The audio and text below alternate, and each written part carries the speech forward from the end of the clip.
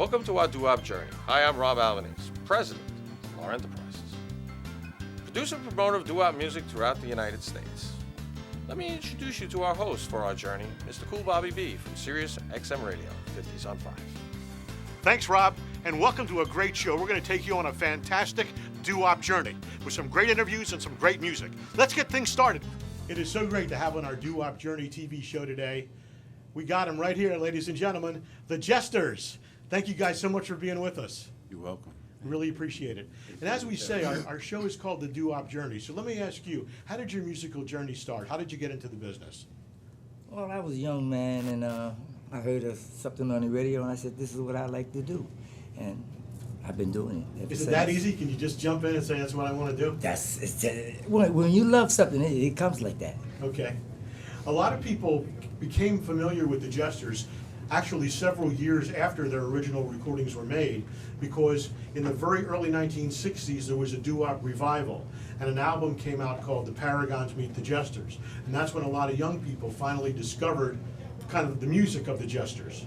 Can you tell me something about the origin of the group? Well, he's king because he's the closest. Well, I came up with 119th Street, 118th Street, anything from 125th Street to 115th Street to 8th Avenue and back down. That was us, the Jesters, you know.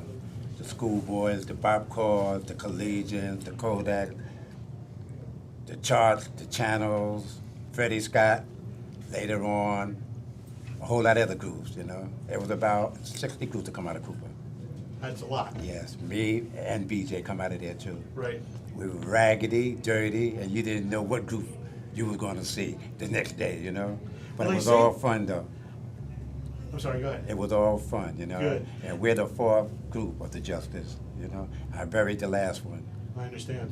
Yeah. They say that when the Paragons and the Jesters originally went in to record back in the day, that all the other groups were real smooth and real well dressed, but the Paragons and the Jesters kind of looked like gangsters when they walked in. It kind of scared a lot of people. Have you ever heard that? Yeah, well, there was.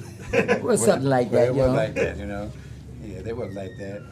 Yeah. You've had to keep a legacy alive. You've had to kind of, you know, take from when you joined and bring the music up so that we are lucky enough to hear what the music sounds like today, because unfortunately many members of the Jesters have passed away. So what's it like today to be able to bring this music to us? We talk about it every time. Every time, you know, somebody talk to us, you know, bring back memories, how they taught me. And I've come so far. I'm 71. Gotcha. You see? So I've been at it a while. Now, how do you younger guys feel about being in the Jesters? That's gotta be Excuse fun. me, you asked the wrong question. He's the youngest. He's the Don't youngest. ever answer another question like that. He's the youngest. He's the young. He's the babe. All right. If How do you feel love about to it? sing, meet the Jesters. That's all I gotta say, because they sing. They really do. Yes. And BJ, you've had a tremendous amount of experience. I've been around seeing you in groups for years. I don't know what to say how long it's been. It's been a long time too. How do you Oh, yeah. enjoy singing with the Jesters? I enjoy it because I came up on their music. You Right. know, I knew Paul Winley, Right. you know, the original manager, and Bobby Robertson, Right. you know, and I was born in Harlem myself, you know, and everybody was singing on the street corners. You know, I knew the Charge, Earl Lewis. You know, when they were teenagers, I was a teenager. Gotcha. Yeah, you know. And then I decided that I wanted to one day do this, you know, when I found out that I had like a, you know, talent to sing. Yeah. And that's what really got me started. I started my own groups on, you know, in the block. Yep. You know, nothing professional. You know, bring them and the girls up the house. You know, my mom, you know, she would let whoever I wanted to bring up the house as long as I was trying to do something positive. You know, and that's how I really got started into it. You know, then from there it went on to actually the groups that I was going to the Apollo to see as a teenager. I ended up, like it was God's will, to sing with them That's later so great. on. You're a you very know? lucky man. Nah, yeah, I call it blessed. I don't call it luck. Absolutely. Mm-hmm. Question I have to ask you guys, because you're always teamed up with the Paragons. It's because of that album, The Paragons Meet the Jesters, and even today you're always teamed up with the Paragons. Is it a real rivalry, or how do you guys get along? It's a rivalry. You understand? Let me tell you something. You know, we ain't got the guns, but we got the voices, and we just bang bang at them. You know what I'm saying? We keep coming at them. You want to win every time. We want to just whip them. That's great. We just want to whip them. You're going to win them, man. We want to whip them. You're gonna see tonight. We're looking forward to it. You're gonna see tonight. We had a good show yesterday. I heard you guys went out to Pittsburgh. Yes, all over. love that. That's great. And they loved us down there too. And they, Yeah, I heard. I want to thank you so much for being with us on our Doo Wop Journey. It's a real honor to have the Jesters, everybody. And we wanna so thank much. you. for having us. Thank keep you. the music alive. I know you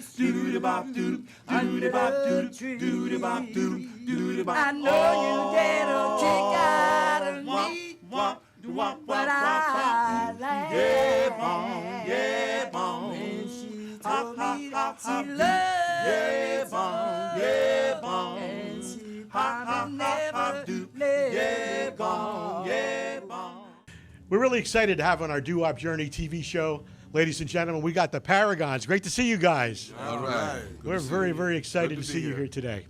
I'll tell you what, our journey, what we're talking about on the show, basically, is how this music began and how you began in the music business. So tell us, how did you get started? We got started way back in 1957, the Paragon franchise, on Paul Winley's record label, and recorded some hits back at that time. You know, they say, I don't know if it's just a legend or whatever, but they say that when most of the groups came in to record for Paul Winley, that they were all dressed up and they had suits and ties on and everything. But when the Paragons came in, it was like a bunch of gangsters came in off the street. Have you ever heard that part of it? Yes, I've heard that. Yeah. Yes. I don't know if they're in the truth. Is that why you guys are still fighting the Jesters so hard these days? That's right. I mean, when the doo-wop revival hit in 1959 and 1960, one of the first times a lot of younger people heard about the Paragons was with an album that came out called The Paragons Meet the Jesters. And that's when the song was kind of got introduced to the next generation of people that like rock and roll music. So let me ask you this. Do you know anything about, in terms of like who the original members were and stuff like that? I know that, I don't know the exact names actually, but they did originate back in 56, 57, you know, and they got together. And how did you get into the group? I got into the group way back in the mid-'80s Okay. and had an audition, and I passed it. Okay. Could you introduce the members of the group today? Yes, this is Baby Ray, Donald Moyer, this is Alan Morgan, this is Perry Martin. Now, when you guys, I asked the Jesters this question. I'm going to ask you the same question. When you go out and you're performing with the Paragons meeting the Jesters, what's your intention out there? Is it just a friendly little thing? Is it a little rivalry, or what's really going on out there? It's a little rivalry. We're friends with them, but you know, once they Always cross that gonna be line, competitive. you know, it's always gonna be a little something. What do you have to do to beat them out there? Just gonna do what we do. That's all it takes. Just be What us. we do. I heard you guys went up to Pittsburgh. How'd that go? Great. That was awesome. We had an on-stage battle with the Jesters. In Pittsburgh. Yes. Just one-on-one. One-on-one. Well, tell me just a little bit about it. It was great. They came out after our set and they challenged us and they said they're gonna sing one of our songs. And so they did an okay job, and we said, we're going to sing one of your songs now. Really? I've never Yes. heard this before. Yes, yes. This is great. It's a first for Pittsburgh and for anywhere else. That's great. And also, the Paragons and the Jesters also in the process of recording some new material. Oh, that's exciting. Right, the old stuff, but a newer version of the old stuff, the two newer groups. You know, you guys have a kind of a very difficult job because you've got to come out and represent a legendary name. What does that feel like? It feels great. To keep the legacy going, to keep this music alive, and to be Dust up the Jesters. to be right in the line of the Paragons, because we're not a phony group. We wasn't made together or anything like that. We're right in line with the Paragons legacy. And what did you think about performing in front of the kind of crowd we have here today? It's great, great crowd. We are very excited and privileged to have you guys on our show, and we thank you very much for being with us. Thank you. Thank you for having us. All right. We're going to start with A means all of my love. E is forever. I means that there is only one love that's you.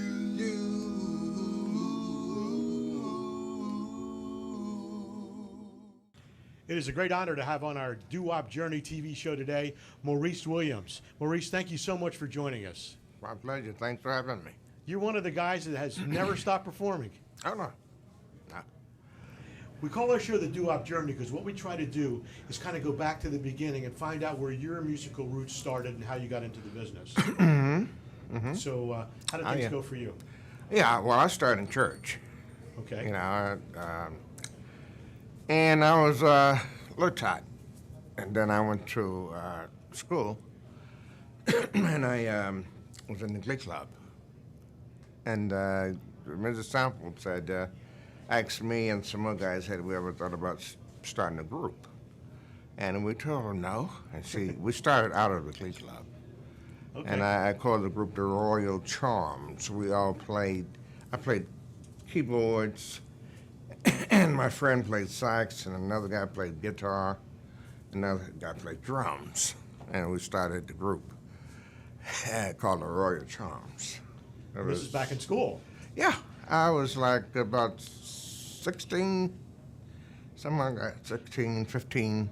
That's great. How did Yeah. you make the jump from that into the recording studio with the Gladiolas? Well, there was a show out of Nashville, a radio show on WLC, WLAC? WLAC, and had John Richburg. So I called over there, and he set me up an interview with Ernie Young, Nashville Records. Gotcha. And so I went over there to do audition, me and my guys. And he liked the songs we had. And he really loved Little Darling that I had wrote. And he took that and we recorded it. And he changed the name to the Gladiolas Gotcha. because he liked flowers, he say. Okay. So we said, okay, it's cool. We just want to make a record.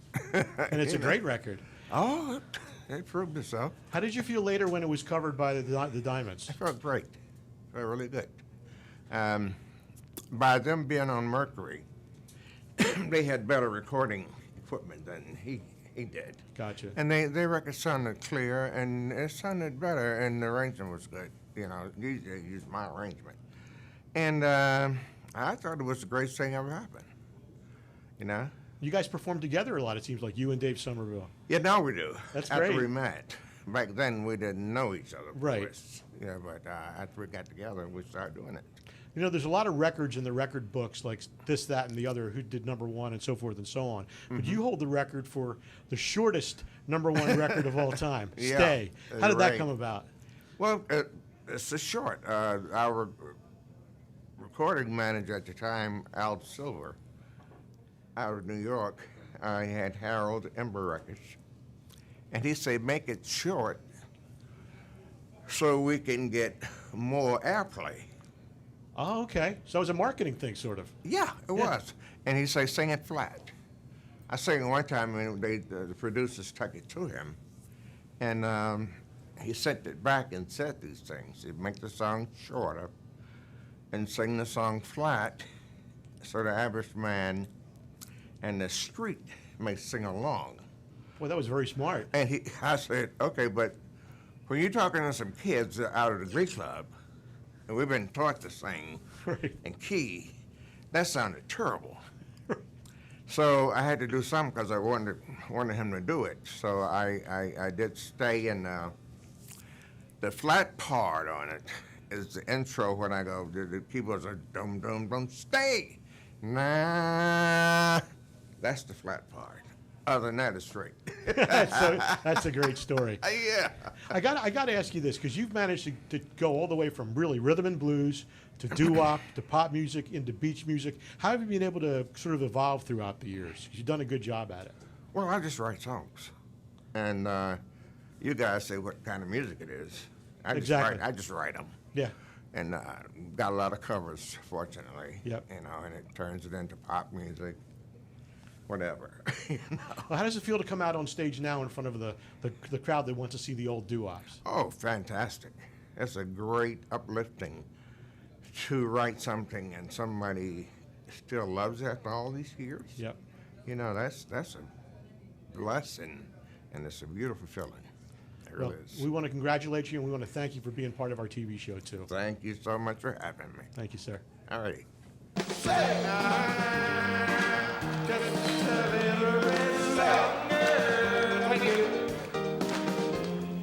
Please, please, please, please, please, tell me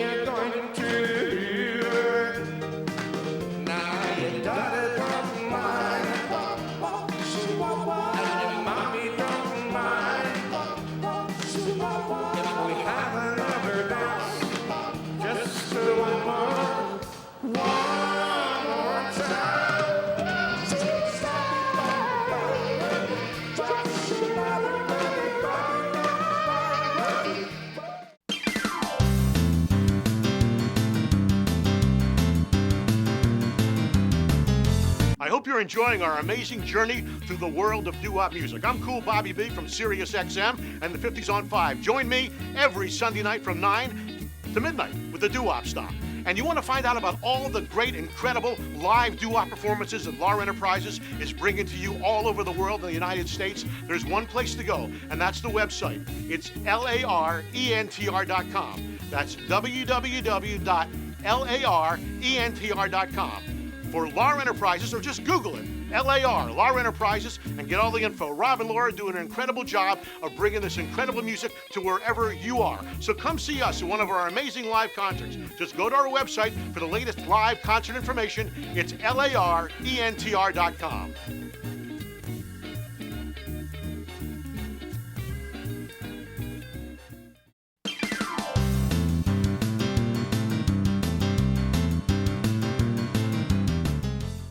We are very honored to have as our guest today on our Doo Wop Journey TV show a movie star, a recording artist. What can I say? A great performer, Mr. Jimmy Clanton. Jimmy, thanks for joining us today. My pleasure. It really is, Bob. Thank you. It's great to be with you. Thank you. Of course, our show is the Doo Wop Journey, so we'd like to go back to the beginning and ask very quickly how you got into the business and what was the beginning of your musical journey. Well, I had started with a little kind of local rock band down in Baton Rouge, Louisiana, where I was raised. And from there, I've kind of graduated to a band called the Rockets and started playing what we call the swamp pop nightclubs along the bayous in there, and ended up going to a recording studio just to make a little what we called a demo, to hear what we sounded like. You guys were just going to make this for your own use? Correct. Okay. We were just doing that for ourselves. I had no aspirations. I had no dreams. Never even crossed my mind, quote, of stardom. I was just living for the moment, you know, guitar playing and playing music at night. I started out as a guitar player, but I found out if you sing, I would get paid $5 a night more. Mm-hmm. So I went from $30 a night to $35. Right. So I said, well, I'll start singing. Well, the next thing you know, some of the clubs, the girls started liking it. Yep. And so I had written a song about a girl I fell in love with, and she kind of dumped me. And I'd written this song, and so we were at the recording studio and ended up just to hear what it sounded like. I put it on tape, didn't think anything about it. And a few weeks later, I actually got a call from the recording studio there in New Orleans, not realizing that that was the iconic recording studio for the South. It was Governor Nichols Street, Cosmos, everybody, Lloyd Price, Little Richard, Fast Domino, all of those Southern rhythm and blues people recorded there. You know, Smiley Lewis, I could go on. Right. And so he heard me, kind of liked my twang. Uh-huh. In essence, signed me to a recording contract. We put it out, nothing really happened with it. And then I'd written another song called Just a Dream. And I came in and he said, can we do that? And so he said, let's put that out. Yep. And then in April of 1958, he got me an appearance, he said, on American Bandstand, this brand new TV program. Right. So I flew to Philadelphia. I did the lip sync, and lo and behold, the very next day, it just exploded. And I must admit, it was like overnight, I was a recording star sensation. Well, you were on every magazine cover. There was everything. I think we knew everything about you that we could possibly ask. Yes.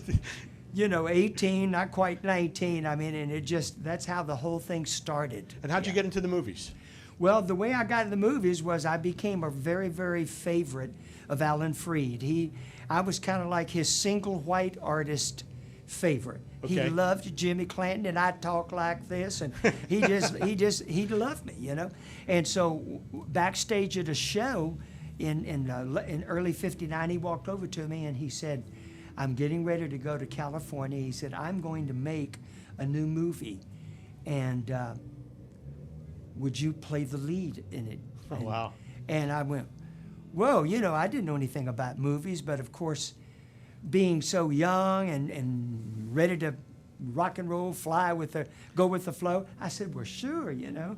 So that's when I went out to California, and we did Go Johnny Go, right, the movie. And Alan Freed was the one that presented it to me and said, I'd like for you to play the lead, Jimmy.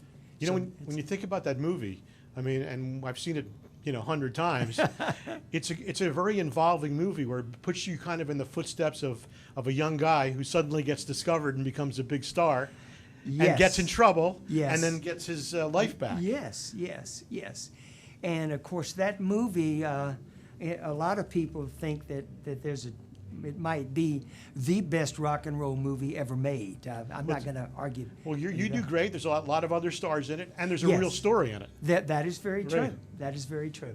And of course, from there with Alan, I did so many shows with Alan, and Right. Alan and I just really were close. Right. I did, and then I was a girlfriend of mine was in Stage Delicatessen in New York, and we were walking past these two fellas. One was Rocky Graziano, the boxer. He was with a man, and she knew him, and he looked at me, and she introduced him and said, "Well, what do you do?" And I said, "Well, I'm a singer." And the man with him looked and said, "Whoa, and have you ever done anything?" And I don't know if he said movie. I said, "Well, yeah, I just finished a rock." The next thing you know, I was asked, "Would you like to play the lead in a movie called Teenage Millionaire?" Right, a great movie. And so I fell into that, so to speak. And so that's how the whole thing ended up and started, in fact, with the movies, yeah. You've never stopped performing, have you? You know what? I actually did for a while there. But about 17 years ago, I got a phone call.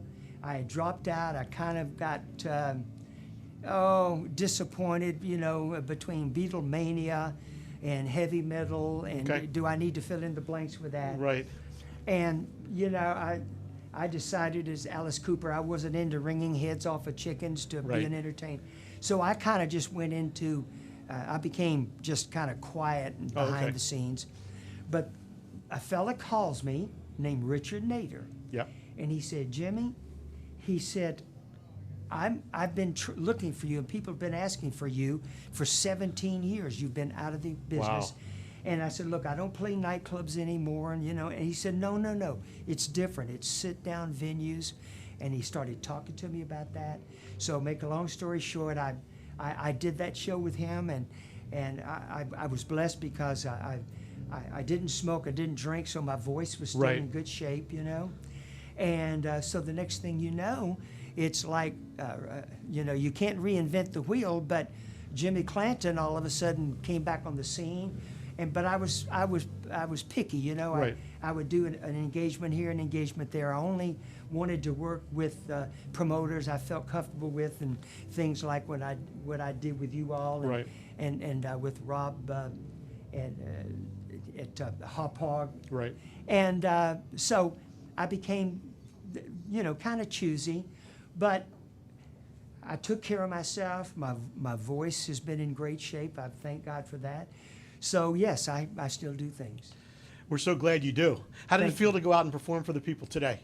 It was really awesome, and I know it's a very long show, and I really have fun. I went out there and I said, turn to the person next to you and tell them, "Wake up, Jimmy's on." That's great. So I got everybody going, and That's then great. I told I've got so many poignant stories of Yeah. my career. I'm writing a book. I'm going to take. Oh, I'm glad to hear I'm that. going to take a lot of time in 2014. I've had so many people say, "Jimmy, you have so many stories." See, I started in the 50s, Right. not the 60s. Right. Big difference. The camaraderie with like me and Charlie Thomas and, Right. and Clyde McFadden, Laverne Baker. Right. We all, and Lloyd Price, we all fellowshipped and the the Ronettes. Right. And so we did shows together. I mean, like he said, we invented the Greyhound bus. I mean, on those bus tours, And so I have stories of those days. That's gonna be great. That are just phenomenal, And so I'm gonna write a book in 2014, and then I'll just see how it goes from there, Bob. It's going to go great. I'm Thank you. very excited about Thank that. you. Thank you so much for being on our show My today. pleasure. Thank My you. pleasure. Thank you.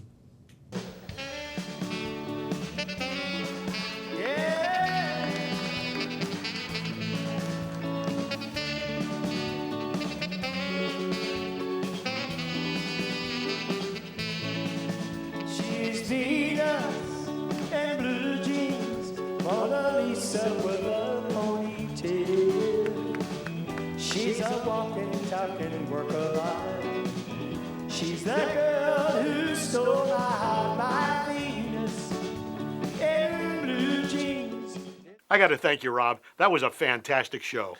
Yes, it was, Bobby, and I'm so glad we have the opportunity to bring this great music, this doo-wop journey, to everybody. Hope to see you all at the next show.